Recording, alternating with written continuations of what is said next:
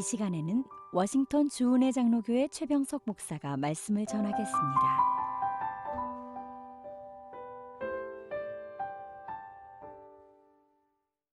이 거룩한 주일에 하나님께서 우리에게 허락하신 말씀은 빌립보서 4장 6절에서 7절 말씀입니다. 아무것도 염려하지 말고 다만 모든 일에 기도와 간구로 너희 구할 것을 감사함으로 하나님께 아뢰라. 그리하면 모든 죄악에 뛰어난 하나님의 평강이 그리스도 예수 안에서 너희 마음과 생각을 지키시리라. 아멘. 저는 이 귀한 주일에 주신 말씀을 힘입어서 감사의 도라는 제목으로 말씀을 증거하고자 합니다. 우리가 성경을 읽다 보면 우리는 마음에 와닿고 감동이 오는 구절에 밑줄을 치고는 합니다. 저는 어느 날인가 총 66권의 성경, 1189장의 장, 그리고 31,173절의 말씀 중에 사람들이 가장 많이 밑줄 친 구절이 무엇일까라는 호기심에 찬 의문이 들 때가 있었습니다. 여러분은 어떻게 생각하십니까? 성경에 수많은 우리가 암송하는 구절들이 있죠. 그 중에 가장 많이 밑줄 친 구절, 여러분이라면 뭐라고 대답하시겠습니까? 저 혼자 나름대로 생각을 한번 해봤습니다.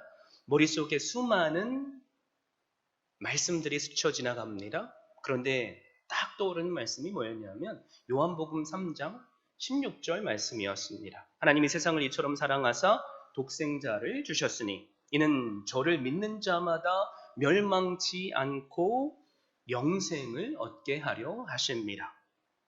그런데 이것은 저 혼자만의 생각이었기에 호기심에 온라인에 한번 검색을 해봤습니다. 그런데 저와 비슷한 생각을 가진 사람들이 많았던 것 같습니다. 그래서 온라인 월간 매체 The Atlantic이라는 곳에서 조사를 했습니다. 온라인 서점 아마존이 있죠. 거기는 전자책을 팝니다. 킨들이라고 합니다. 킨들 이용자를 대상으로 조사한 결과가 나왔던 거죠. 킨들의 밑줄치기처럼 하이라이트 기능이 있는데 성경 구절을 분석한 결과 미국 사람들이 가장 관심을 갖고 밑줄친 구절은 놀랍게도 요한복음 3장 16절이 아니었습니다. 그것은 바로 오늘 우리가 함께 살펴볼 빌립보서 4장 6절, 7절 말씀이었습니다. 사랑하는 성도 여러분, 도대체 그 이유가 무엇이겠습니까? 우리가 독생자 되시는 예수 그리스도의 사랑을 입고 예수 그리스도를 믿는 믿음으로 하나님의 자녀가 되었죠. 그럼에도 불구하고 우리 인생 가운데 여전히 염려가 있고 근심이 있기 때문이라는 것을 저는 깨닫게 되었습니다. 그래서 오늘 말씀은 온갖 염려에 시달리며 살아야 하는 성도들에게 위로와 용기를 주는 말씀입니다. 그런데 이 위로가 되는 말씀은 사도 바울이 감옥에서 쓴 편지의 내용입니다. 바울의 투옥으로 교회들은 시리에 빠졌습니다. 그리고 선교 활동엔 차질이 생겼습니다. 바울 자신이 어떻게 될지 모르는 위험한 상황 속에 처해 있습니다. 그런데 염려와 걱정과 두려움이 전염병처럼 번질 수밖에 없는 상황에서 사도 바울은 놀라운 평안의 편지를 쓰고 있습니다. 여러분, 더 놀라운 것이 뭐냐면 사도 바울은 평강을 모든 성도들이 다 누릴 수 있다고 선포합니다. 여기서 말하는 모든 성도는 1차원적으로 과거 빌립보 교회 이 편지의 수신자들입니다. 그리고 또한 오늘을 사는 우리 모두를 의미합니다. 바울은 염려하지 말라고 선포하고 있죠. 그 선포를 통해서 우리가 한 가지 깨닫게 되는 것이 있습니다. 그것은 빌립보 교인들이 지금 수많은 염려를 하고 있었다는 것입니다. 그들에겐 걱정해야 할 문제들이 많았다는 거죠. 아무것도 염려하지 말고 다만 모든 일에 기도하라고 한 것을 보면 염려할 일들이 한두 가지가 아니었던 거죠. 빌립보서를 보면 빌립보 교인들에게 몇 가지 어려운 문제들이 있었음을 우리는 발견하게 됩니다. 하나는 당시 모든 교회들이 안고 있었던 극심한 신앙의 박해였습니다. 하나님께 대한 믿음은 가장 복되고 영광스러운 거죠. 그렇지만 이 땅에 예수 그리스도를 믿는 믿음으로 우리에겐 어느 시대에나 항상 박해가 존재한다는 말입니다. 오늘 살고 있는 우리도 마찬가지죠. 과거에 빌립보 교인들이 겪었던 목숨을 위협받는 박해는 아니지만 오늘 우리에게도 믿음으로 말미암아 당하는 박해의 문제들이 있습니다. 우리도 믿음을 갖고 구원을 받았는데 여전히 우리의 마음속엔 뭐가 있죠? 부정하고 싶지만 염려의 문제들이 있습니다. 과거에 예수 그리스도를 믿지 않았을 때 편안히 늦잠 자던 주일 아침이면 우리는 예수 그리스도를 믿었기에 교회를 갈까 말까의 문제로 때로는 고민하기도 합니다. 신실한 성도라면 하나님을 더 경외하고 말씀대로 잘 살려고 하는 과정 중에 겪는 낙담과 염려가 있습니다. 기도해야지, 성경을 읽어야지, 새벽 예배마다 잘 참석해야지 라고 하면서 다짐만 했지 그렇게 하지 못할 때 우리는 마음에 큰 부담이 되죠. 교회에 가지 않았다면 목사, 장로, 권사, 집사, 성도가 아니었다면 안 들어도 될 말들을 듣고 상처를 받지 않을 것입니다. 그런데 우리는 그런 말을 듣기에 마음에 상처가 되고 때로는 낙심이 됩니다. 신앙으로 인해서 믿지 않는 가족에게 당하는 박해의 문제가 있죠. 그것이 때로는 견디기가 힘들어서 믿음의 위기가 오기도 합니다. 이처럼 우리에게도 예수님을 믿는 믿음으로 인해 생기는 염려들이 많이 있습니다. 또한 빌립보 교회에는 이단들의 문제가 있었습니다. 교인들 사이에 교묘히 들어온 이단에 의해서 넘어간 자들이 있었다는 거죠. 엎친 데 덮친 격으로 빌립보 교회 안엔 성도 간의 다툼과 분쟁이 있었습니다. 우리가 읽지는 않았지만 2절 말씀을 보면 교회의 개척 멤버이자 기둥의 역할을 했던 유오디아와 순두개 사이에서 다툼이 일어났음을 우리는 알 수 있습니다. 교회 안에 이런 다툼의 문제가 있고 또 관계의 어려움이 있으면 그것은 교인들의 염려거리가 되죠. 가정이든 직장이든 또 교회든 관계가 좋지 않아서 생기는 염려는 우리를 힘들게 합니다. 어찌 이 문제뿐이겠습니까? 빌립보 교인들에겐 가난의 어려움이 있었습니다. 이런 총체적인 염려에 빠져있던 빌립보 교회의 성도들에게 사도 바울은 아무것도 염려하지 말라라고 선포합니다. 사랑하는 성도 여러분, 이 말씀에 의지를 해서 또 순종해서 염려하지 않는 것이 실현 가능한 문제입니까? 그래, 이제부터 나는 염려하지 않을 거야. 나는 걱정하지 않을 거야. 수천 번, 수만 번 내 자신에게 다짐을 해도 우리 안에 염려가 여전히 존재합니다. 의지로 결단한다고 해서 염려가 사라지지 않는다는 거죠. 저는 말씀을 묵상하며 이게 정말로 가능한 것인가 심각하게 고민해 봤습니다. 많은 예들이 있지만 제 경우 한 가지 예를 들어보면 성도님들이 제가 예상하지 못하는 시간에 전화를 하실 때가 있습니다. 밤 늦은 시간인데 전화가 오는 거죠. 그리고 때로는 목사님께 말씀드릴 것이 있다고 만나자고 하실 때가 있습니다. 아직 아무런 말도 듣지 않았는데 갑자기 마음이 두근거리고 내려앉고 염려가 생길 때가 있습니다. 어떤 노래에 이런 노래 가사가 있죠. 왜 슬픈 예감은 틀린 적이 없나. 이 노래 가사처럼 성도님들의 입술에서는 이것 때문에 힘들다, 저것 때문에 힘들다, 너무 마음이 아프다, 그래서 당분간 교회에 못 나올 것 같다, 이런 말들을 하십니다. 그래서 그것이 저에겐 염려가 되고 걱정이 됩니다. 그런데 걱정거리가 생기면 거기에서 빠져나오는데 너무 힘들다는 것입니다. 아무리 다른 생각을 해보려고 해도, 긍정적인 믿음의 생각을 해보려고 해도 염려를 쉽게 떨쳐버리기가 어렵습니다. 밤에 누워도 그래서 잠이 안 오죠.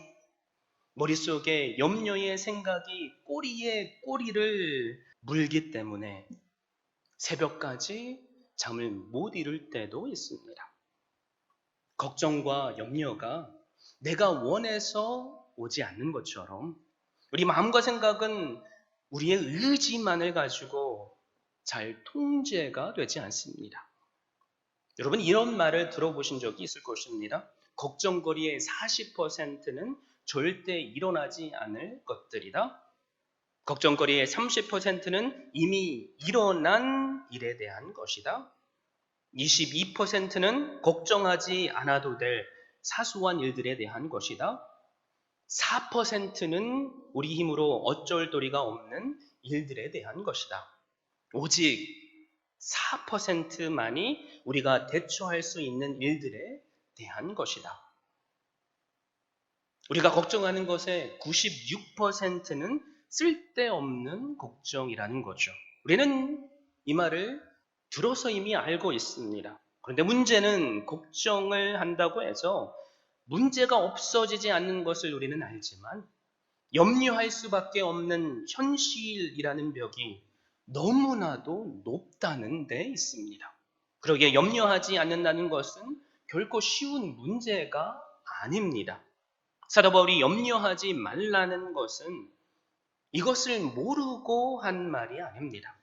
사도 바울이야말로 근심 걱정에 둘러싸여 살았던 사람입니다. 특별히 고린도후서 11장에 보면 바울이 복음을 증거하다가 받은 여러 가지 고생의 목록들을 읽게 됩니다. 그 고통과 고난이 감히 상상을 초월한다는 거죠. 거기다가 사도 바울은 11장 28절에서 이렇게 고백합니다. 이외의 일은 고사하고 아직도 날마다 내 속에 눌리는 일이 있으니 곧 모든 교회를 위하여 염려하는 것이라. 사도 바울은 염려를 초월한 믿음을 가지고 산 사람이 아닙니다. 오히려 그 누구보다도 염려하며 산 사람입니다. 그래서 염려라는 것이 어떤 것인지, 걱정하는 것이 어떤 것인지 누구보다도 잘 알고 있습니다.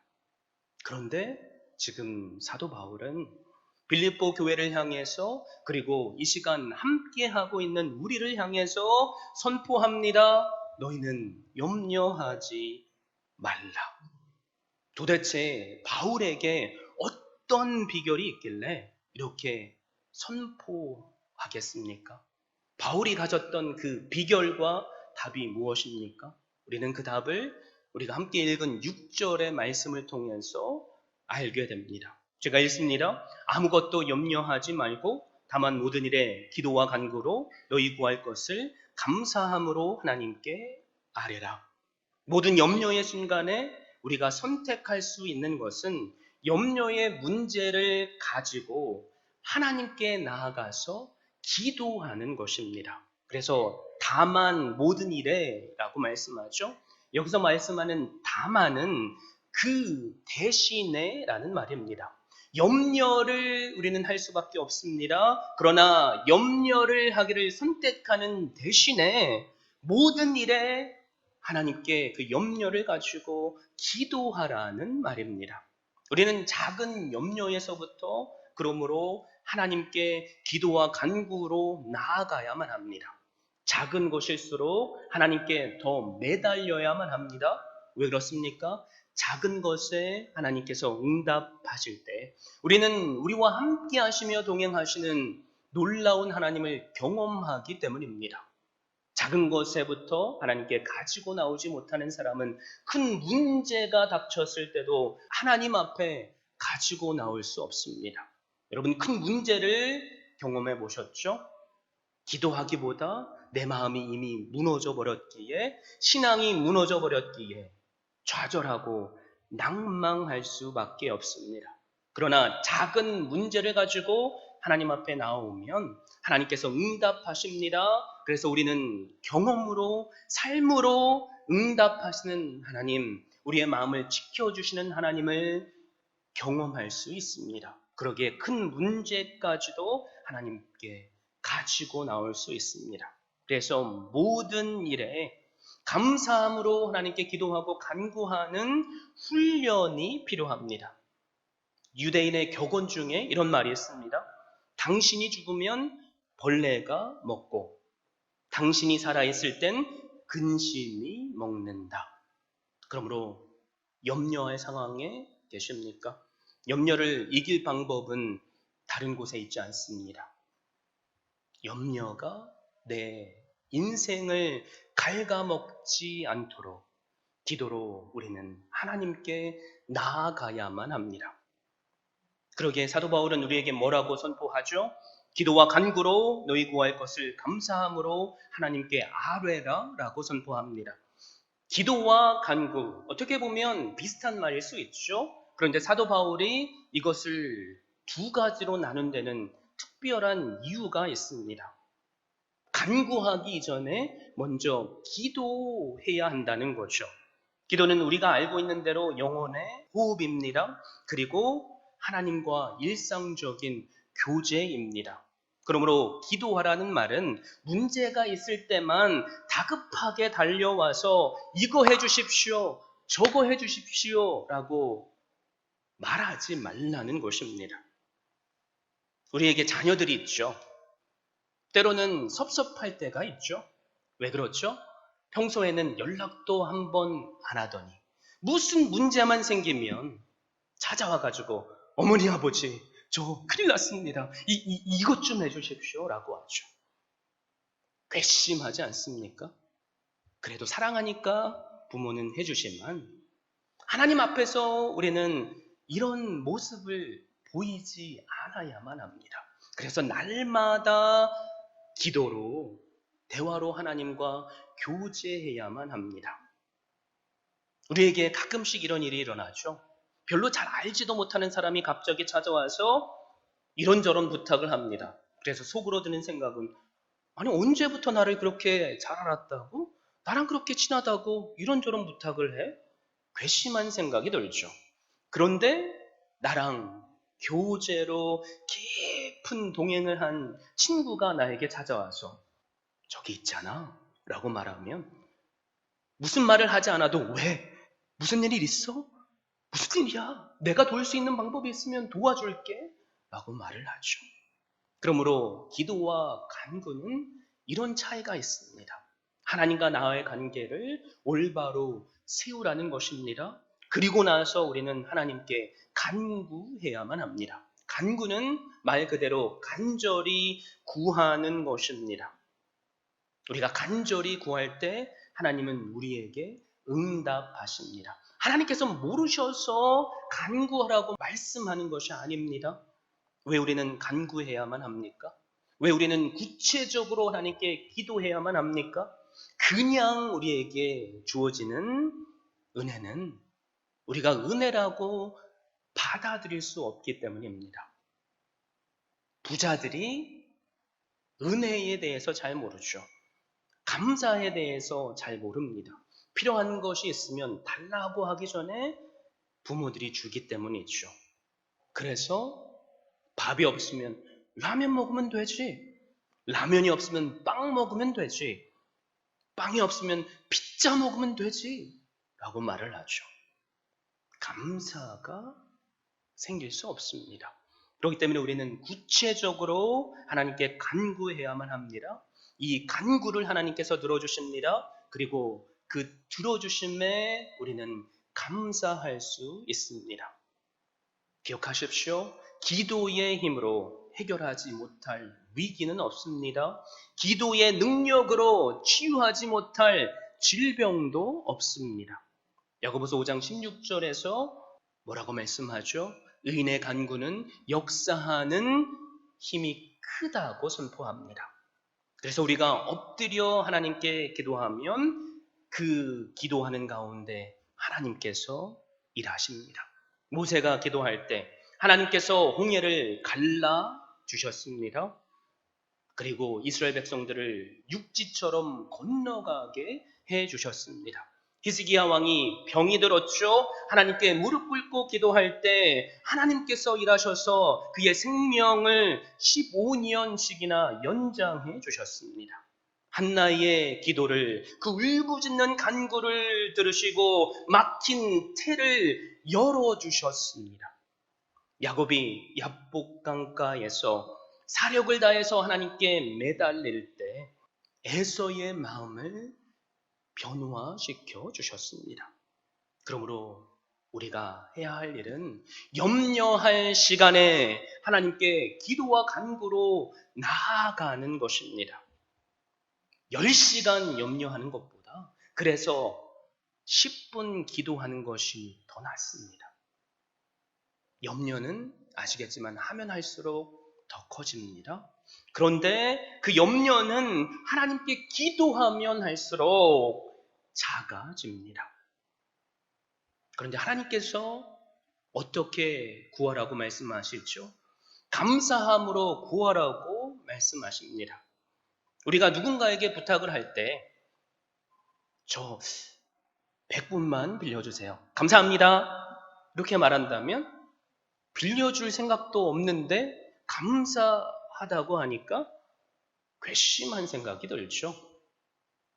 그런데 하나님께 기도할 땐 감사함으로 기도하라고 주님은 말씀하십니다. 이것이 우리로 깨닫게 하시는 것이 무엇입니까? 받은 줄로 믿고 주실 줄로 믿고 기도하라는 말입니다. 왜 그렇죠? 성경에는 많은 곳에서 하나님께 기도하면 하나님께서 들으시고 응답하신다고 약속하고 있기 때문입니다. 이사야 58장 9절에서 내가 부를 때에는 나 여호와가 응답하겠고 내가 부르짖을 때에는 내가 여기 있다 하리라 라고 말씀하십니다. 예레미야 33장 3절에서는 너는 내게 부르짖으라 내가 내게 응답하겠고 내가 알지 못하는 크고 놀라운 일을 내게 보이리라 라고 말씀하십니다. 주님께서도 우리에게 말씀하시죠. 너희가 기도할 때에 무엇이든지 믿고 구하는 것은 다 받으리라. 하나님의 말씀은 일관적으로 변함없이 우리에게 너희가 기도할 때 응답하신다고 선포합니다. 그러므로 우리에게 필요한 것은 이 응답하실 하나님을 믿고 감사함으로 우리의 염려를 기도로 바꾸는 것입니다. 염려할 것을 기도로 바꾸면 감사할 것이 됩니다. 그래서 우리는 이 모든 염려와 걱정, 근심을 다 주님께 맡겨야만 합니다. 사도 베드로도 이렇게 선포하죠. 너 염려를 다 주께 맡기라. 이는 그가 너희를 돌보심이라. 사랑하는 성도 여러분, 우리가 염려 대신에 모든 일에 기도와 간구로 구할 것을 감사함으로 아뢰을 수만 있다면 우리의 인생 가운데 놀라운 기적과도 같은 은혜가 펼쳐집니다. 그때 하나님께서 놀라운 평강으로 우리에게 응답하시기 때문입니다. 그래서 7절에 우리에게 하나님은 이렇게 선포합니다. 그리하면 모든 지각에 뛰어난 하나님의 평강이 그리스도 예수 안에서 너희 마음과 생각을 지키시리라. 지각에 뛰어난 하나님의 평강은 우리의 이해를 뛰어넘는 하나님의 은혜를 말합니다. 사도 바울은 지금 어디에 갇혀 있죠? 감옥에 갇혀 있습니다. 언제 죽임을 당할지 모르는 위기의 상황입니다. 힘들고 두려운 상황이죠. 그러나 지금 바울은 그 감옥 안에서 하나님을 찬양하고 있습니다. 기도하고 있습니다. 더 놀라운 것은 평강을 누리고 있습니다. 도대체 어떻게 사도 바울은 그것을 누리고 있을까요? 과거에 이미 감옥에 갇혔을 때 응답하셨던 하나님, 그 마음속에 평안을 주셨던 하나님을 경험했기 때문입니다. 바울이 빌립보에 처음 갔을 때 귀신 들려 점치는 여종을 고쳐준 사건 여러분 아십니까? 주인은 여종이 점을 칠 수 없게 되자 수입이 끊어졌음을 알고 바울을 고발합니다. 발과 신라는 매를 맞고 쇠사슬에 매여서 감옥에 투옥됩니다. 그런데 그 바울과 신라가 하나님께 찬송을 부릅니다. 고난 가운데서도 하나님께 감사의 기도를 드립니다. 그때 하나님께서 그 감옥의 문을 기적처럼 열어주셨고 그 결박을 풀어주셨으며 그것을 통해서 믿지 않는 간수장이 주님 앞에 돌아오게 되는 놀라운 은혜를 베풀어 주셨습니다. 그러므로 하나님의 평강은 우리의 상식으로 이해할 수 없는 우리의 이해를 뛰어넘는 은혜입니다. 바울은 이것을 경험했습니다. 그러므로 우리도 만약에 작은 것부터 우리에게 응답하시는 하나님을 경험할 수 있다면 큰 문제 앞에서도 우리는 염려한 것이 아니라 그 염려를 기도로 바꿀 수 있습니다. 기도하면 그 기도가 우리에게 평안이라는 하나님의 응답으로 돌아옵니다. 이 시간 저에게 여러분을 향한 소망이 있다면 이 놀라운 평안을 우리가 누릴 수 있기를 바랍니다. 저도 제 인생 길지 않은 짧은 인생이지만 돌아보고 생각해 보니까 부끄럽지만 염려할 수밖에 없는 수많은 일들이 있었습니다. 관계의 문제 때문에, 때로는 재정의 문제 때문에 염려할 수밖에 없던 그 상황. 그런데 하나님께서 저에게 은혜 주셔서 그 염려를 기도로 바꾸게 해주셨습니다. 그때 제가 붙잡았던 말씀이 오늘 우리가 함께 나누고 있는 말씀입니다. 그런데 놀라운 것이 뭐냐면 하나님께서 제 마음과 생각을 지켜주셨습니다. 어떤 분이 저에게 이렇게 물어보시죠. 목사님, 우리가 하나님께 기도할 때 어떻게 기도 응답이라는 것을 알 수 있습니까? 그래서 저는 그때 주저없이 대답했습니다. 우리 마음속에 하나님께서 주시는 이해할 수 없는 평안이 임한다면 그것이 응답입니다. 저는 그것을 경험했던 거죠.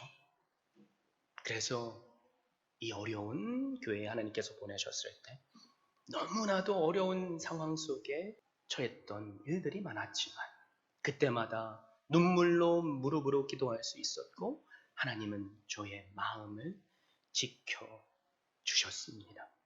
지키신다라는 말은 전쟁 용어입니다. 내가 지킬 수 없는 상황에 처했을지라도 하나님께서 위대한 장수가 되셔서 나를 지켜주신다는 말입니다. 그런데 하나님께서 상황을 해결해 주신다고 말씀하시지 않죠. 그래서 우리가 기도할 때 바로 상황이 해결되지 않을 수 있습니다. 그러나 상황이 문제가 아니라 우리의 마음속에 평안이 임하면 모든 것이 종료가 됩니다. 하나님은 그런 우리를 이렇게 평안으로 지켜주십니다. 그런데 더 중요한 말씀이 있습니다. 이 하나님의 평강은 오직 예수 그리스도 안에서 우리에게 주어진다는 것입니다. 모든 지각에 뛰어난 하나님의 평강이 그리스도 예수 안에서 너희 마음과 생각을 지키시리라 라고 말씀하죠. 그래서 오늘 말씀의 핵심은 예수 그리스도 안입니다. 우리가 의심하는 이유 무엇이죠? 우리가 충만히 주님의 은혜 안에 거하지 않기 때문입니다. 그러니까 의심하고 걱정합니다. 그러나 우리가 주님 안에 거하면, 그리고 주님이 우리 안에 거하면 우리가 구할 때마다 아버지께서 응답하시니 우리는 걱정할 일이 없습니다. 그렇지 않습니까? 내 아버지가 수천 만불을 가진 부자라면 지금 차 사고가 나서 차를 폐차하는 상황 속에서 어떻게 해야 될지 걱정하지 않죠. 아버지가 이것을 해결해 주실 거야 라는 믿음이 있기 때문이죠. 세상의 원리도 마찬가지입니다. 그래서 오늘 우리에게 중요한 것은 우리 안에 예수 그리스도를 믿는 믿음이 있느냐 없느냐입니다. 그래서 십자가를 올바로 이해하는 것이 너무나도 중요합니다. 예수 그리스도께서 이 땅에 왜 오셨습니까? 우리를 구원하시기 위함이죠. 근데 그 구원은 우리의 죄값을 대신 치르고 희생하는 구원입니다. 죄의 삭은 사망이기 때문에, 그래서 주님께서 우리 대신 죽어주셨습니다. 그리고 3일 만에 부활하시고 부활의 첫 열매가 되셨습니다. 우리 안에 이 예수 그리스도를 믿는 믿음이 있다면, 그리고 우리가 주님 안에 거한다면, 우리가 주님께 구할 때 주님께서 우리에게 응답하십니다. 이 놀라운 우리의 마음을 지키시고 응답하는 은혜가 우리 모두에게 풍성히 임하게 되기를 주님 안에서 축원드립니다. 마지막으로 지난주에 제가 사랑을 담아서 여러분께 권면드린 말씀이 있죠. 들은 말씀을 삶으로 적용하기를 요청해 드렸습니다. 혹시 그게 뭔지 기억나시는 분 계십니까? 하루에 5분씩만이라도 감사의 제목들을 떠올려서 하나님께 기도해보자 라고 말씀드렸죠. 솔직해져 볼까요? 혹시 그렇게 하신 분 계십니까? 감사합니다. 그럼에도 불구하고 그렇게 못하신 분들이 많을 것입니다. 여러분, 분명히 하나님의 말씀은 쉬지 말고 기도하고 범사에 기뻐하고 또 하나님께 기도하라고 하는데 우리는 왜 못할까요? 그런 데는 이유가 있습니다. 이론과 실제가 다르기 때문에 그렇습니다. 우리가 아는 것과 행하는 데에는 거리감이 있기 때문입니다. 우리는 모두 헬스장에 가서 1시간 동안 러닝머신 위에서 달리고 무거운 아령을 가지고 꾸준하게 운동한다면 건강하고 날씬하며 배가 나온 저처럼 아저씨가 아니라 초콜릿 복근이라고 하죠. 멋진 사람들이 부러워할 몸매를 가질 것을 다 알죠. 그래서 때로는 헬스장을 끊기도 하죠. 그리고 가서 열심히 운동을 하고 뜹니다. 그런데 그 다음날 어김없이 찾아오는 것이 뭐죠? 고통입니다. 어저께 너무 무리해서 운동했기에 온몸이 쑤시는 거죠. 그래서 움직일 수조차 없는 느낌이 듭니다. 오늘 가면 더 힘들 것 같으니까 안 가게 되죠. 그 다음날도 여전히 아프니까 또 안 가게 되죠. 그러다가 우리는 그냥 포기해버리죠. 알지만 하지 못하는 이유. 우리가 하는 데에는 고통이 따르기 때문입니다. 그런데 우리가 끝까지 포기하지 않고 훈련하면 어떻게 되죠? 우리가 그렇게 바라는 건강한 육체와 몸매의 소유자가 됩니다. 감사도 여러분 마찬가지입니다. 감사에도 훈련이 필요합니다. 뉴욕타임즈 베스트셀러죠. 나의 감사 연습. 하나님의 임재 연습이라는 책의 작가 앤 보스캠프는 누구 못지않게 근심과 아픔을 겪은 사람입니다. 4살 때 여동생이 고양이를 쫓아서 집 밖으로 달려가는데 하필 그때 배달 트럭이 앞을 지나갔습니다. 그래서 동생이 그만 차에 치여서 죽게 되는 것을 두 눈으로 목격하게 되죠. 그게 평생의 트라우마로 남았기에 그녀는 실패자, 낙오자라는 생각을 하며 살 수밖에 없었습니다. 한 농부의 아내이자 6명의 아이들을 홈스쿨링 해야 했기에 그 삶에는 감사보다 불평만이 터져 나오는 삶이었습니다.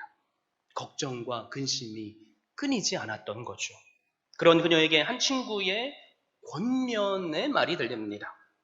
감사할 제목들을 1000가지만 한번 적어보라고 말합니다. 들었을 때는 그냥 흘려보냈지만 그게 자꾸 마음에 꽂히기에 그 말대로 한 가지 한 가지 감사할 것들을 적었답니다. 사소한 것까지 1000가지를 적으려면 해야 했던 거죠. 낡은 바닥에 들인 아침의 햇살에 감사합니다. 잼을 듬뿍 바른 토스트가 제 앞에 있으니 감사합니다. 밖에서 들려오는 귀뚜라미 울음소리에 감사합니다. 시시한 감사 제목일지라도 그것을 하나하나 적어갔답니다.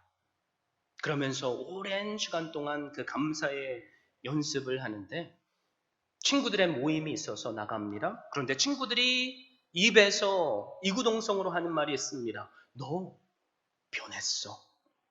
그리고 한 친구가 이렇게 묻죠. 혹시 네가 지금 하고 있다는 그 감사 목록 때문이니?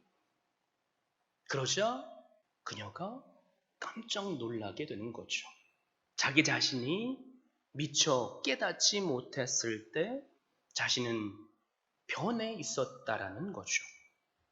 감사의 훈련을 통해서 습관이 되면 삶이 변한다는 말입니다. 세상의 원리도 똑같습니다. 하버드에서 심리학을 가르치는 쇼 아처도 동일한 말을 그래서 합니다. 쇼 아처는 하루에 5분만 감사하는 연습을 하면 우리 뇌가 더 감사하도록 훈련시킬 수 있다고 말합니다. 그래서 한 가지 실험을 해서 그것을 증명했습니다. 실험 참가자들에게 하루에 5분씩 딱 감사할 3가지만 일정한 정한 시간에 적게 했던 거죠. 감사의 노트를 말입니다. 그래서 일주일 실험 기간 동안 그것을 행했습니다. 한쪽은 감사하지 않았죠. 그런데 여전히 그들의 삶은 불행하다고 말합니다. 그런데 감사거리를 3가지씩 적은 그 그룹의 사람들은 동일하게 내 삶이 일주일 전보다 더 행복해졌다고 말하고 덜 우울하다고 말합니다. 놀라운 것은 3개월 동안 그들이 그것을 지속했다는 거죠. 경험을 하니까 그렇게 할 수 있었던 거죠. 그리고 6개월 뒤에도 여전히 그들은 동일하게 나는 행복하다라는 고백을 했답니다. 사랑하는 성도 여러분, 그래서 이번 주 지난주와 똑같은 권면 다시 한번 사랑을 담아서 여러분께 드립니다. 여러분 5분만이라도 감사의 노트 마련하셔서 감사의 제목들을 3가지만 적어보십시오. 그리고 그 감사의 제목들로 하나님께 감사의 기도를 드려보십시오. 혹시 감사 노트 사실 돈이 없으십니까? 제가 사비를 들여서라도 여러분께 사드리겠습니다. 원하시면 저에게 요청해 주십시오. 분명히 사드리겠습니다. 돈이 문제가 아닙니다. 저는 여러분께 돈이 아니라 행복을 드리고 싶습니다. 그러므로 오늘부터 시간을 정하시고 3가지 감사 제목을 적어보십시오. 그리고 하나님께서 어떻게 내 마음을 지키시는가, 나에게 기쁨을 주시는가 경험하며 그 경험이 내 입술에 간증이 될 수 있기를 바랍니다. 기억하십시오. 오늘 설교의 제목이 뭐죠? 감사에도 점점점이죠.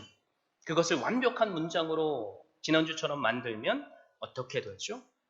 감사에도 훈련이 필요합니다. 지금까지 워싱턴 주은혜 장로교회 최병석 목사였습니다. 주은혜 교회는 오직 하나님만을 높이고 말씀만이 선포되며 제자를 세워 세상을 변화시키는 교회입니다. 이를 위해 첫째, 하나님만을 예배하는 교회, 둘째, 가정을 세우는 교회, 셋째, 다음 세대를 깨우는 교회, 넷째, 세계 선교에 헌신하는 교회. 5째, 제자 삼는 교회. 이상 5가지의 핵심 가치를 두고 섬기고 있습니다. 워싱턴 주은혜 장로교회 주일 예배는 오전 11시, 수요 예배는 오후 8시, 새벽 예배는 화요일부터 토요일 오전 6시에 드리며 주소는 12851 나이트 아크로드, 페어팩스, 버지니아 22030입니다. 여러분을 예배의 자리로 초청합니다.